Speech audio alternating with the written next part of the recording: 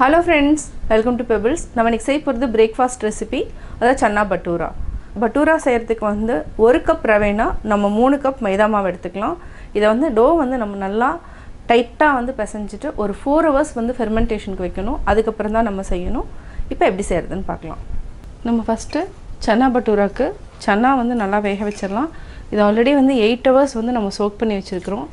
அதாவது white chana, Black chana வந்து கொஞ்சமா தான் ஒரு கைப்பிடி அளவுக்கு எடுத்துக்கிறேன்.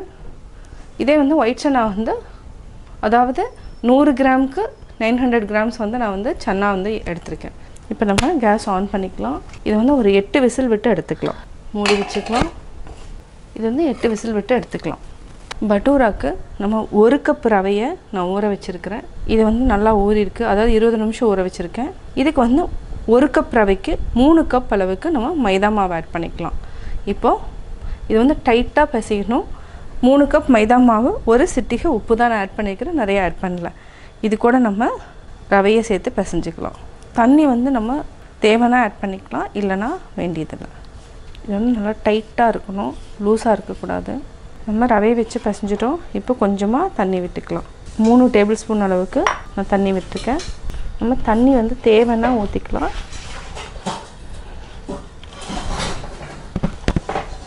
இது வந்து கரெக்டான இது. இந்த அளவுக்கு டைட்டாக இருக்கணும், கொஞ்சம் ப்ரெஸ் பண்ண முடியாத அளவுக்கு இருக்கணும். இது வந்து ஒரு 3 hours வந்து நல்லா ஊறணும். அதுக்கப்புறம் நம்ம பட்டூரா செஞ்சுக்கலாம். நம்ம லைட்டாக எண்ணெய் போட்டு மாவு ட்ரை ஆகாமல் இருக்கணும். நம்ம மூடி வச்சிடலாம். இது மாதிரி ஒரு டைட் கண்டெய்னரில் மூடி வச்சுக்கலாம். 3 ஹவர்ஸ்க்கு அப்புறம் நம்ம எடுத்துக்கலாம். மிக்சியில் ஒரு துண்டு இஞ்சி, 7 பல் பூண்டு, பெரிய வெங்காயம் 2 நம்ம மிக்சியில் அடித்து பேஸ்ட் பண்ணிக்கலாம்.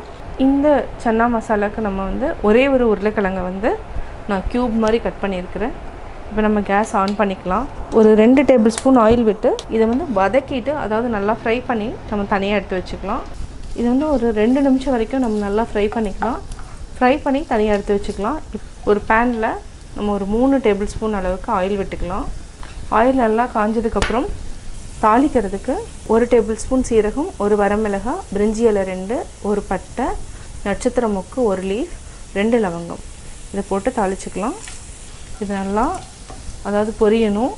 நம்ம ஆல்ரெடி அரைச்சி வச்சுருக்கிற வெங்காய பேஸ்ட், வெங்காயம், இஞ்சி, பூண்டு பேஸ்ட் ஆட் பண்ணிக்கலாம். ஒரு 2 நிமிஷம் நல்லா வதக்கிக்கலாம். இப்போ நம்ம அடுத்தது என்ன பண்ண போகிறோன்னா, இதை வந்து 1 நிமிஷத்துலேயே ஆஃப் பண்ணிக்கலாம்.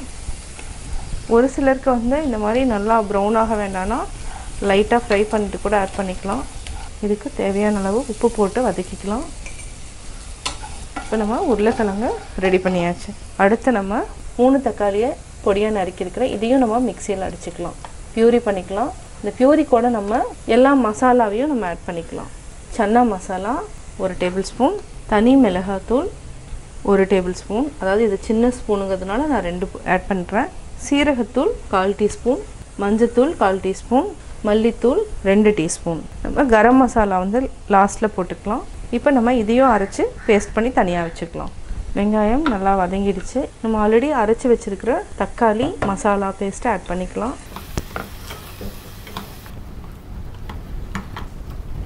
தண்ணி கொஞ்சம் ஆட் பண்ணிக்கலாம். இது நல்லா எண்ணெய் மேலே வர வரைக்கும் நல்லா கொதிக்க விட்டுக்கலாம். இதுக்கிடையில் நம்ம சன்னா வந்து கொஞ்சமாக ஒரு கிரேவி வந்து திக்காக வரணுங்கிறதுனால நம்ம வந்து கொஞ்சம் அரைச்சி தனியாக எடுத்து வச்சுக்கலாம். அது எவ்வளோ அரைக்கணுங்கிறத சொல்கிறேன். மீதி சன்னாவை நம்ம அப்படியே பேஸ்ட் பண்ணி ஆட் பண்ணிக்கலாம். உருளைக்கிழங்கு நல்லா வெந்துடுச்சு. நம்ம இன்னும் கொஞ்சமாக கஸ்தூரி மேத்தியை ஃப்ரை பண்ணிக்கலாம். ஃப்ரை பண்ணிட்டோம்னா அந்த கசப்பு ரொம்ப தெரியாது. இது ஒரு 30 செகண்ட் வந்து வதக்கினாலே போதும். நம்ம கேஸ் ஆஃப் பண்ணிக்கலாம். தக்காளி நல்லா வதங்கிடுச்சு, எண்ணெயும் நல்லா பிரிஞ்சு வந்துடுச்சு. இப்போ நம்ம ஆல்ரெடி வந்து நம்ம அரைச்சி வச்சுருக்கிற சன்னா பேஸ்ட்டையும் ஆட் பண்ணிக்கலாம். இது வந்து கிரேவி வந்து திக்காக வரணுங்கிறதுனால நம்ம இந்த மாதிரி அரைச்சிருக்கோம். இது நல்லா மிக்ஸ் பண்ணி விடுங்க. வேக வச்சுருக்கிற சன்னாவையும் ஆட் பண்ணிக்கலாம். நம்ம ஆல்ரெடி வச்சுருக்கிற இதையும் ஆட் பண்ணிவிட்டு நல்லா கொதிக்க விட்டுறலாம். அதாவது உருளைக்கிழங்கு, கஸ்தூரி மேத்தி நல்லா கொதிக்கணும். இது வந்து ஒரு 6 to 8 மினிட்ஸ் வந்து சிம்மில் வச்சுட்டு நல்லா கொதிக்கணும். அதாவது கொதிக்க ஆரம்பித்ததுக்கப்புறம் 6 to 8 மினிட்ஸ். அதுக்கப்புறம் நம்ம ஆஃப் பண்ணிக்கலாம். தேவையான அளவு உப்பு ஆட் பண்ணிக்கலாம். ஆல்ரெடி சன்னாலேயே நம்ம உப்பு போட்டு தான் வேக வச்சுருக்கிறோம், அதனால் செக் பண்ணிவிட்டு போட்டுக்கலாம். இப்போ மூடி வச்சுக்கலாம். இப்போ கொதிக்க ஆரம்பிச்சிருக்கு. கரம் மசாலா ஒரு 1/2 டீஸ்பூன் அளவுக்கு ஆட் பண்ணிக்கலாம். இதை நல்லா மிக்ஸ் பண்ணி விடுங்க. ஒரு 6 மினிட்ஸ் வந்து சிம்மில் வச்சுட்டு கொதிக்க விட்டுக்கலாம்.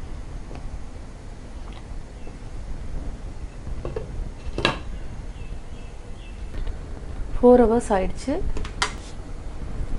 இப்போ பார்த்தீங்கன்னாவே உங்களுக்கு தெரியும், நம்ம சின்ன சின்ன உருண்டைகளாக பிடிச்சி பூரி சுட்டுக்கலாம். இது நல்லா இந்த மாதிரி பிசைஞ்சுக்கோங்க. நம்ம சின்ன சின்ன உருண்டைகளாக பிடிச்சிக்கலாம். இது வந்து சூடாக சாப்பிட்டா தான் நல்லாயிருக்கும். ஃபஸ்ட்டு நம்ம 3 பூரி மட்டும்தான் சுட போகிறோம்.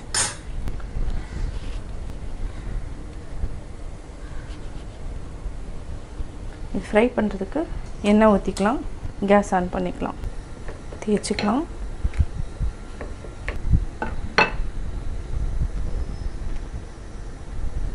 இதே மாதிரியே நம்ம தேய்ச்சிக்கலாம். எண்ணெய் காஞ்சிருச்சு. பார்த்திங்கன்னா பூரி வந்து நல்லா புஷ்ஷுன்னு எலும்பி வந்திருக்கு. இப்போ நம்ம திருப்பி போட்டுக்கலாம்.